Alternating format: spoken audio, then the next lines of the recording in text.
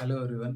कल हम लोगों ने अपवाह तंत्र के बारे में पढ़ा था और उसको आज हम लोग जो है काफ़ी डीप से पढ़ेंगे और साथ ही जो उसके रिगार्डिंग जो भी फैक्ट होंगे और जो भी इम्पोर्टेंट क्वेश्चन बनेंगे उससे कहाँ कहाँ से क्वेश्चंस आ सकते हैं और क्या क्या चीज़ इम्पोर्टेंट हो सकता है हमारे बिहार स्पेशल एग्ज़ाम के लिए, तो उसको हम लोग आज देखेंगे। तो हम लोग देख रहे हैं कि ये हमारा बिहार का मैप है और इसमें जो गंगा नदी है वो बिहार को लगभग बीचों बीच में बांट रही है। कल हम लोगों ने देखा था कि ऊपर में क्या है, ऊपर में है हमारा हिमालय पर्वत, ठीक है।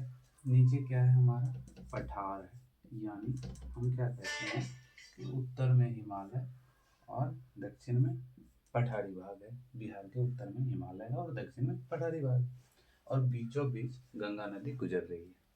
तो अब जो है इस वीडियो में हम यही देखने वाले हैं, जैसे गंगा नदी क्या है, सबसे प्रमुख कौन सी है, गंगा नदी, क्योंकि अंततः सभी नदियां आके किससे मिल रही है, गंगा से मिल रही है, ठीक है। तो आज हम इस वीडियो में देखेंगे कि गंगा से रिलेटेड कितना इम्पोर्टेंट फैक्ट बन सकता है, ठीक है। और साथ में इसके बाद हम देखेंगे इसकी जो भी सहायक नदी है, वो घाघरा हो जाए या गंडक हो जाए, बूढ़ी गंडक हो जाए, या फिर बागमती, कमला, कोसी, मैची, अलकनंदा, ये महानंदा, ये सब जो भी है उससे रिगार्डिंग क्या क्या फैक्ट्स बन सकते हैं, ठीक है। तो हम लोग सबसे पहले जो मेन रिवर है, जो इस रिवर सिस्टम का कोर है, वहाँ से हम लोग शुरू करेंगे। कौन सी है, गंगा नदी। तो गंगा नदी के रिगार्डिंग यदि हम फैक्ट्स को देखें तो गंगा नदी का उद्गम कहाँ होता है, गंगा नदी निकलती कहाँ से है। तो गंगा नदी जो है ना, ये गंगोत्री से निकलती है, गंगोत्री ग्लेशियर से, ठीक है। और टोटल गंगा नदी की लंबाई, तो ओरिजिन कहाँ होता है, तो गंगोत्री से होता है। कहाँ से, गंगोत्री से होता है। पहला फैक्ट। फैक्ट नंबर 2 क्या है, फैक्ट नंबर 2 है कि कितना किलोमीटर टोटल गंगा नदी की लंबाई है। तो यदि इसको हम देखें तो कितना है, 2525 किलोमीटर होता है, ठीक है। अब हम देखेंगे, अब यहीं से हम कहाँ आ जाते हैं, थोड़ा सा एक दो फैक्ट और जान लेते हैं बिहार से बाहर का, कि जब गंगा नदी का नाम गंगा कहाँ से पड़ा, तो दो जलधारा उत्तराखंड में जो है ना, दो जलधारा, एक भागीरथी और अलकनंदा, देवप्रयाग नाम की जगह पर आके दोनों धारा आपस में मिलती है और उसी जगह से इस नदी का नाम क्या पड़ जाता है, गंगा पड़ जाता है। बहुत सारे एग्जाम्स में ऐसे क्वेश्चंस आते हैं कि देवप्रयाग में किन दो नदियों का मिलन होता है, या फिर आपको पूछ लिया जाएगा कि भागीरथी या और अलकनंदा किस जगह पर आके दो जलधारा आपस में मिलती है, तो कौन सी जगह हो जाएगी, देवप्रयाग। तो देवप्रयाग में, यानी देवप्रयाग में दो नदी आके मिलेगी, कौन सी, भागीरथी व अलकनंदा, ठीक है। ये दो नदी आके आपस में मिलती है कहाँ, किस जगह पे, देवप्रयाग में। और यहीं से इस नदी को हम लोग किस नाम से जानते हैं, गंगा नदी के नाम से जानते हैं, ठीक है। कहाँ पे, ये जगह उत्तराखंड में है, ठीक है। इसके बाद यदि गंगा नदी से रिलेटेड फैक्ट को हम देखेंगे तो बांग्लादेश में ठीक है, इस नदी को किस नाम से और किस अन्य नाम से जाना जाता है, तो इसको जो है ना पद्मा के नाम से जाना जाता है, ठीक है। इसको देखिए, अब यहाँ से डायरेक्ट हम लोग कहाँ आ जाते हैं, बिहार पर आ जाते हैं।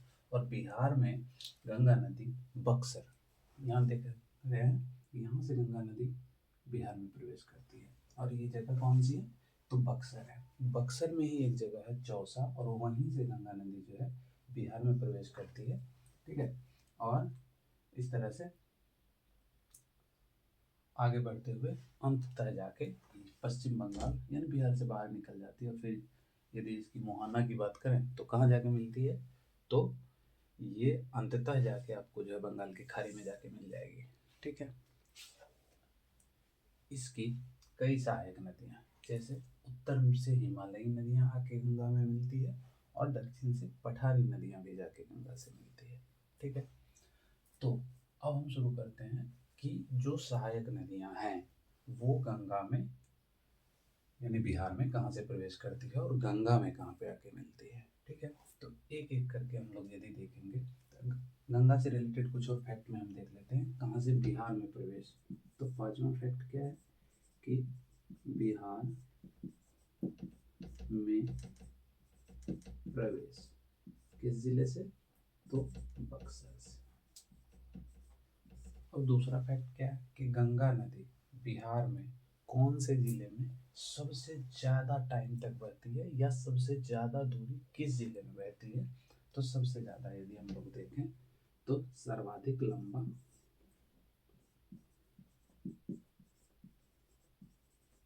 सर्वाधिक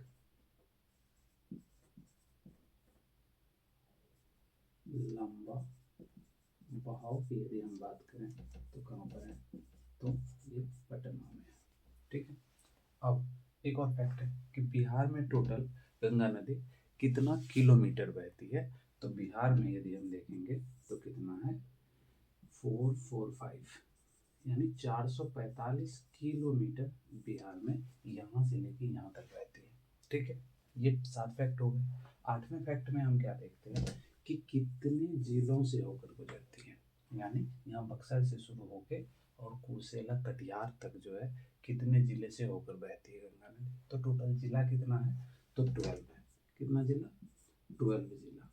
ठीक है, इस तरह से आप भी क्या करेंगे अपने कॉपी में इस तरह से मैप बनाएंगे और मैप के साथ साथ जैसे गंगा रिवर तो ऊपर में आप लिखेंगे गंगा और रिगार्डिंग फैक्ट्स इस तरह से आप क्या करेंगे नोट करते जाएंगे। फिर इसकी सहायक नदियाँ, अब इन सहायक नदियों में घाघरा हो गया, गंडक हो गया, बूढ़ी गंडक। ठीक है, और फिर यहाँ पे बागमती, कमला, कोसी, मैची और महानंदा। ठीक है, महानंदा एक ऐसी नदी है जो बिहार में प्रवेश करती है, फिर बिहार से बाहर जाती है और फिर अंततः आगे कहाँ मिलती है, गंगा में मिलती है। कहाँ, बिहार से बाहर मिलती है। ठीक है, लेकिन फिर भी इसको हम बिहार में इसीलिए पढ़ते हैं क्योंकि इसका जो मैक्सिमम भाग है वो कहाँ पे है, बिहार में। ठीक है, तो एक यहाँ से शुरू करते हैं। तो जो एग्ज़ाम बिहार स्पेशल से रिगार्डिंग जो भी सहायक नदियों से रिलेटेड प्रश्न आते हैं तो कुछ ज़्यादा नहीं आते हैं। पहला कि घाघरा नदी। ठीक है, अब देखिए यहाँ से 2 क्वेश्चन बन सकता है कि गंगा नदी की बिहार में सबसे पश्चिमी सहायक नदी कौन सी है, तो घाघरा है। और सबसे पूर्वी सहायक नदी कौन सी है, ठीक है, तो कौन सी हो जाएगी, महानंदा हो जाएगी। ठीक है, तो अब देखिए सबसे पहली नदी जो हिमालयी नदियां हैं उसमें कौन सी है, घाघरा है। घाघरा बिहार में कहाँ से प्रवेश कर रही है, तो घाघरा बिहार में सिवान से, इस जगह पे हमारा सिवान पड़ता है। यदि आपको जो जितना भी बाहरी जिला है बिहार का, ठीक है, पश्चिमी चंपारण है, पूर्वी चंपारण है, फिर सीतामढ़ी सीतामढ़ी है, मधुबनी है, ठीक है, सुपौल है, ठीक है, अररिया है, फिर कौन सा है, किशनगंज है, ठीक है, फिर पूर्णिया है, कटिहार है, ठीक है, फिर इधर आपको रोहतास हो गया। तो इस तरह से इसको भी आप लोगों को क्या करना पड़ेगा, एटलीस्ट जो बाह्य जिला है उसको आप लोगों को याद करना पड़ेगा। ठीक है, तो घाघरा कहाँ से प्रवेश कर रही है, सिवान से, और अंततः गंगा में कहाँ मिल रही है, तो सारण में। तो इसको कैसे नोट करेंगे आप लोग, तो इसको जो है ना, जैसे यहाँ गंगा लिखे थे हम लोग, तो आप क्या करेंगे, घाघरा लिखेंगे, ठीक है, और फिर इससे रिगार्डिंग जो भी आपका इम्पोर्टेंट फैक्ट बनेगा उसको लिखेंगे। बिहार में प्रवेश, तो पहला पॉइंट बिहार में प्रवेश कहाँ से, बक्सर से, बक्सर कह रहे हैं, सिवान से, ठीक है, सिवान से। फिर गंगा में मिलन कहाँ पर, तो फिर इसको नोट करेंगे आप लोग कहाँ पर, सारण में। ठीक है, एक दूसरी नदी आ रही है कौन सी, गंडक। अब गंडक नदी जो है ना बिहार में प्रवेश करती है कहाँ से, भैंसा लोटन, जो पश्चिमी चंपारण में एक जगह है भैंसा लोटन, और वहीं से गंडक नदी बिहार में प्रवेश करती है और अंततः आके कहाँ पर, सोनपुर में मिल जाती है। ठीक है, उसके बाद आप लोगों को यहाँ पर है कौन, बूढ़ी गंडक। तो बूढ़ी गंडक जो है कहाँ पे, पश्चिमी चंपारण से ये भी एंटर कर रही है और अंततः आके खगड़िया में आके गंगा से मिल जा रही है। ठीक है, ये दूसरी नदी कहाँ से, पश्चिमी चंपारण से मिलती है कहाँ, खगड़िया में। ठीक है, अब देखिए ये जो रिवर है इसको हम लोग बागमती, इसका नाम क्या है, बागमती।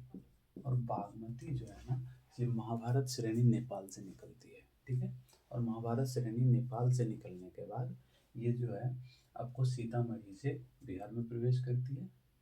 ठीक है, बिहार में प्रवेश करती है और ये जाके डायरेक्ट गंगा में नहीं मिलती है, ये आपको एक दूसरी नदी है कमला, और आगे ये कमला से मिल जाती है, और कमला जाके किससे मिल जाती है, कोसी से मिल जाती है। ठीक है, तो आपको कैसे याद रखना है, घाघरा, गंडक और बूढ़ी गंडक। ठीक है, इन तीनों को एक साथ, फिर बागमती, फिर कौन सा, कमला और कोसी, बागमती, कमला और कोसी, बागमती और कमला कोसी की सहायक नदी, और कोसी अंततः गंगा की सहायक नदी। ठीक है, तो जो बागमती है ये कहाँ से निकलती है, महाभारत श्रेणी नेपाल से निकलती है, सीतामढ़ी में ये बिहार में प्रवेश करती है। ठीक है, और इसी नदी के किनारे जो नेपाल में है ना, पशुपतिनाथ का मंदिर जो काफ़ी प्रसिद्ध मंदिर है, वो नेपाल में इसी बागमती नदी के किनारे बना हुआ है। ठीक है, आगे देखेंगे तो आगे है आपका कमला। कमला कहाँ से, मधुबनी से एंटर करती है और आगे कोसी में मिल जाती है। जब कोसी को देखें तो ये गोसाई धाम से निकलती है। ठीक है, नेपाल में एक जगह है गोसाई धाम। ठीक है, जगह नहीं, गोसाई धाम की चोटी है, और फिर वहाँ से निकलती है और बिहार में सुपौल में प्रवेश करती है, और अंततः आके जो है गंगा में कहाँ पे मिलती है, कुर्सेला, कटिहार, कटिहार में एक जगह है कुर्सेला, और वहाँ पे आके ये गंगा से मिल जाती है। दूसरी रिवर को यदि देखें तो मेची, मेची आगे किससे मिलती है, महानंदा से, और महानंदा मेची के जलधारा को भी लेते हुए पहली बार बिहार से बाहर जाती है और बाहर जाके गंगा से मिलती है। ठीक है, तो ये हो गई आपकी उत्तर बिहार की नदियाँ। कल मैंने आप लोगों को बताया था कि जो भी उत्तर बिहार की नदियाँ होगी वो किस तरह की नदियाँ होगी, तो उस नदियों का जो क्या कह सकते हैं उसको, कि वो नदी बाल्यावस्था में है, यानी अभी ताज़ा ताज़ा बना हुआ है, जल जो है उसमें काफ़ी अमाउंट में उसमें वाटर है। ठीक है, जिसके वजह से वो जो है अक्सर भयावह रूप लेती है। ठीक है, मार्ग परिवर्तन सबसे ज़्यादा करेगी कौन, नॉर्थ बिहार की नदियाँ। ठीक है, उसके अलावा यदि और चीज़ हम देखें तो क्या बनेगी, बड़े बड़े डेल्टा का निर्माण करेगी। ठीक है, डेल्टा का निर्माण मतलब कि जो भी सिल्ट है, ठीक है, वो जो पहाड़ से कटा हुआ जो भी, जैसे बालू हो गया, पत्थर हो गया, पत्थर का टुकड़ा, ठीक है, तो वो सबको लाके, जो भी गाद वगैरह है उसको लाके एक जगह पे नदी अपने आगे क्या करती है, जैसे देखिए कि यदि नदी कहीं से आ रही है, ठीक है, और इधर से पूरा क्या कर रही है, अपने साथ सिल्ट लेके आ रही है। ठीक है, और ये आगे में क्या करेगी, एक जगह पे ऐसा होगा कि अपने आगे उसको जमा कर देगी, सेडिमेंट, सेडिमेंट जो लेके आएगी उसका क्या कर देगी, सेडिमेंटेशन कर देगी, और एक स्थल नुमा आकृति क्या होगा, तैयार हो जाएगा, उसी को हम लोग क्या बोलते हैं, डेल्टा। तो बड़े बड़े डेल्टा का निर्माण करेगी। ठीक है, और जब हम साउथ बिहार में आएंगे तो यहाँ भी बहुत सारी नदियाँ हैं। देखिए कैमूर के पास एकदम बिहार के बाउंड्री से ना बहती हुई आके बक्सर, यहाँ पर इसी जगह पर सारण के पास जो है ना, कहाँ, गंगा में प्रवेश, गंगा से आके मिल जाती है। ठीक है, तो इस नदी का नाम क्या है, कर्मनाशा। ठीक है, कर्मनाशा। ठीक है, कर्मनाशा नाम से ही लग रहा है आपको कि इस नदी को कर्म का नाश करने वाला नदी भी कहा जाता है। ठीक है, दूसरी नदी की बात करें यदि, तो ये नदी सोन है। ठीक है, सोन नदी कहाँ से निकलती है, तो अमरकंटक की पहाड़ी, मध्य प्रदेश से जो है, मध्य प्रदेश में एक पहाड़ी है जिसका नाम क्या है, अमरकंटक की पहाड़ी, और वहाँ से इसका उद्गम होता है और रोहतास जिले से होते हुए बिहार में प्रवेश करती है, और अंततः दानापुर के समीप आके गंगा में मिल जाती है। ठीक है, उसके बाद पुनपुन, पुनपुन जो है ये कैसी नदी है, पठारी नदियाँ हैं। ठीक है, एक पठार से निकलती है और आगे कहाँ पे मिल जाती है, औरंगाबाद से बिहार में प्रवेश करती है, और अंततः आके किसमें मिल जाती है, गंगा में मिल जाती है। इसी क्रम में गया के पास से एक नदी इसमें आके मिलती है। इस नदी का नाम है, यहाँ से पुनपुन है, ठीक है। इस नदी का नाम है फल्गु, ठीक है। फल्गु नाम आप लोगों ने सुना होगा, या इसी को हम लोग क्या कहते हैं, निरंजना, ठीक है। फल्गु या निरंजना, ये वही नदी है जहाँ पर गौतम बुद्ध को जो है ज्ञान की प्राप्ति हुई थी वैशाख पूर्णिमा की रात्रि। तो ये वही निरंजना रिवर है, ठीक है। ये भी आके पुनपुन और निरंजना दोनों आपस में मिलती है और अंततः आके गंगा में मिल जाती है, ठीक है। इधर आपको जमुई में देखेंगे तो जमुई से एक नदी निकलती है, ठीक है, और आके वो कहाँ मिल जाती है, लखीसराय में मिल जाती है। इस नदी का शायद नाम क्यूल है, ठीक है। तो क्यूल है, क्यूल, ठीक है। और भी कई सारी नदियां हैं जो छोटी छोटी नदियां हैं, तो उनको हम लोग नहीं देखेंगे। इसमें एक इम्पोर्टेंट फैक्ट आपको याद रखना है कि वो कौन सी नदी है जो बिहार से बाहर गंगा में आके मिलती है। बिहार की नदियां हैं लेकिन बिहार से बाहर जाके गंगा में मिलती है। तो पहला आपको ये देखने को मिलता है महानंदा, और दूसरा एक नदी नीचे में आता है, कौन सा, अजय, ठीक है। तो अजय और महानंदा, ठीक है, ये बिहार में बाहर से आके मिलती है, ठीक है।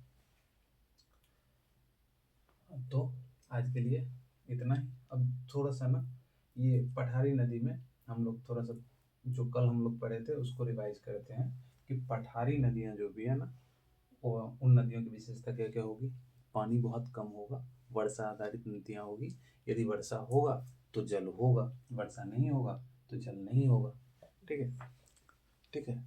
और ऊपर वाली नदियाँ सदा नहीं होगी, ठीक। और क्या क्या होगी कि ऊपर वाली नदियाँ तो मार्ग परिवर्तन भी कर रही थी, ये लगभग स्ट्रेट लाइन में चलेगी, ठीक है। तो आज के लिए इतना ही, मिलते हैं नेक्स्ट वीडियो में, तब तक के लिए जय हिंद।